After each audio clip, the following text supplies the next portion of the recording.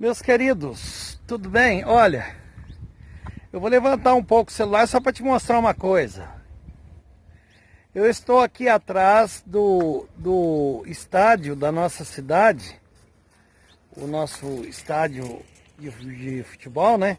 Que é uma das paixões do brasileiro. A seleção brasileira já jogou um amistoso aqui na minha cidade. Eu estava pensando, né? Quando eu estive em Maracaju, no Mato Grosso do Sul, para fazer conferências, me levaram para conhecer o estádio lá daquela cidade, né? Interessante, o estádio era colossal, imenso, e a cidade pequena, né? O Brasil está aí, é pentacampeão, essa é uma paixão nacional, é uma das nossas paixões no Brasil, né? O futebol, né? Mas eu quero falar uma coisa com vocês, o seguinte, os evangélicos no final do século XX não ia ao cinema, né? Tinha um outro estilo de vida, era um outro estilo de vida. E a minha esposa, ela foi criada na Igreja Batista, né? E depois da minha adolescência, que eu fui para a igreja, depois comecei a namorá-la. E eu gostava, o meu hobby sempre foi cinema, sabe? Sempre gostei, mas na minha época eram Charlton Heston, era Kirk Douglas, era Alain Delon, era Juliano Gemma, era essa turma, né? Que Franco Nero, né? Que fez Django, né? Assisti, né? O Gordo e o Magro, assisti o José de Vasconcelos num filme, que eu só vi um filme dele até hoje, né? Não sei se ele fez outros, que era uma comédia. E a minha esposa não conhecia um cinema da minha cidade. E esse cinema, gente, ele era tão sofisticado, que quando ele foi inaugurado na década de 60, porque o cinema é considerado uma das 7 maravilhas do mundo, né?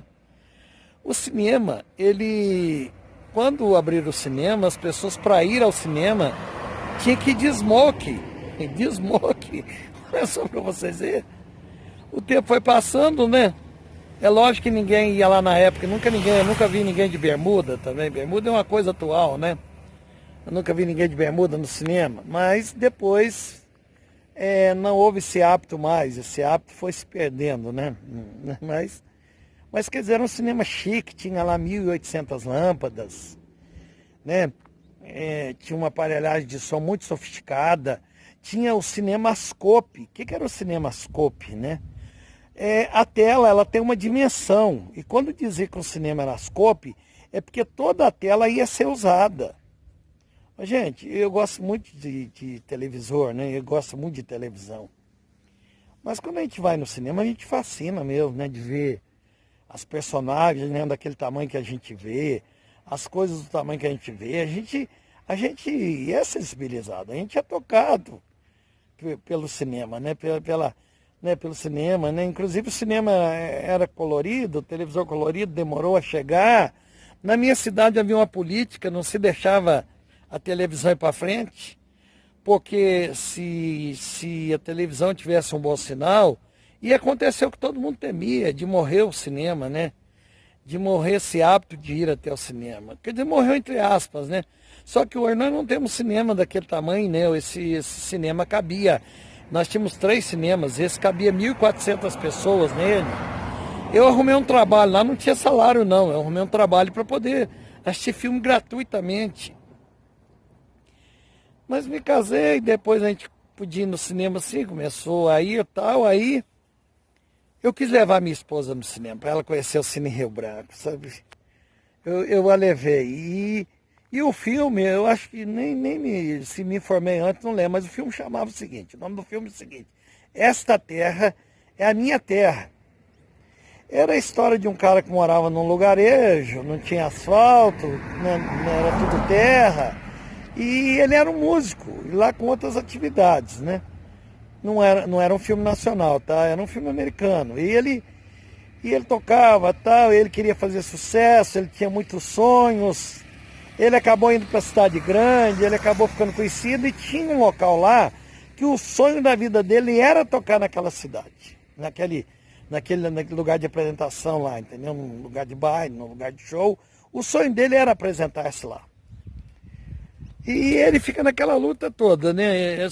Aparecem pessoas que dizem que vão ajudar, que ele vai conseguir, e nada disso vai se concretizando. Mas quando vai chegando no final do filme, que se concretiza, a pessoa encontra com ele, diz que conseguiu o contrato, conseguiu para ele ir, ele se despede para voltar para a terra dele.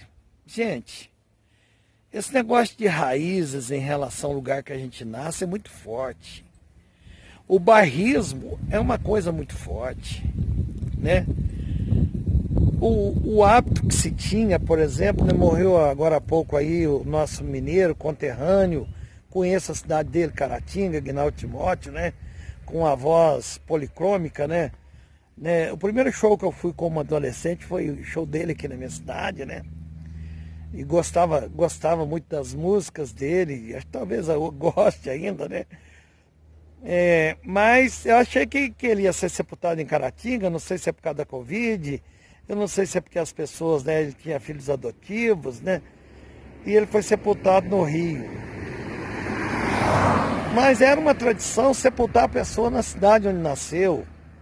O doutor Tancredo Neves, né, fizeram tantos cerimoniais com o corpo dele, né? E que o sepultamento foi quase meia-noite. O Ulisses Guimarães estava lá, ele veio para São João del Rei, né? E eu fiquei até tarde para ver aquele sepultamento, né? E então a pessoa, né? Geralmente ele enterrado na terra dele, quer dizer, esse filme mostrou essa ligação visceral que nós temos com o lugar onde nós nascemos. A pessoa tem amor realmente, né?